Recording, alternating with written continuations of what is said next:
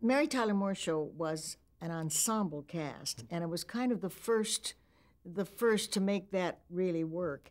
And subsequently, they tried many times to have a show with a good ensemble, and they'd start it that way. They would cast all the characters at once. What made Mary's work was they would add people gradually. I mean, Georgia Engel, Ted's wife, sweetheart and then wife, didn't come in till the third year, and then Sue Ann came in the fourth year, and if they worked, they stayed.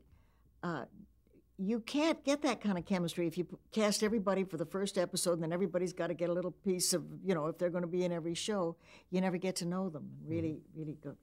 But the magic, of course, of the show was the writing.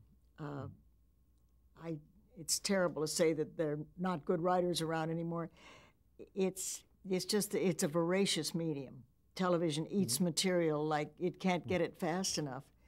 And it takes a lot of cleverness to be able to keep manipulating and keep making things fresh. And some of the younger writers don't have the frame of reference. They can't refer to other things.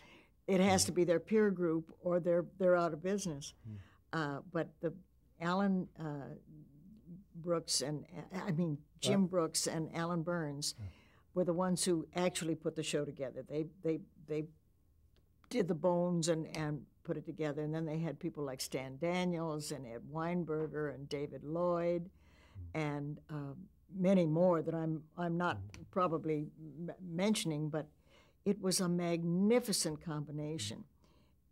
Ed Weinberger actually wrote the first he actually created the Sue Ann Nivens character, but David Lloyd got the bit in his teeth and ran with it and made her as really evil as she was, because of course David was evil himself. We adore each other. We've never said a civil word to each other, and we just absolutely adore each other.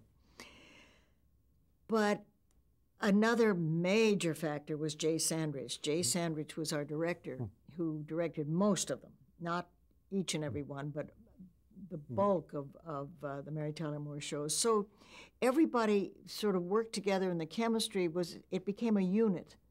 And I can hear Mary now say, oh, you'll go for an obvious laugh. I mean, the writers would maybe write something in that was an insurance joke.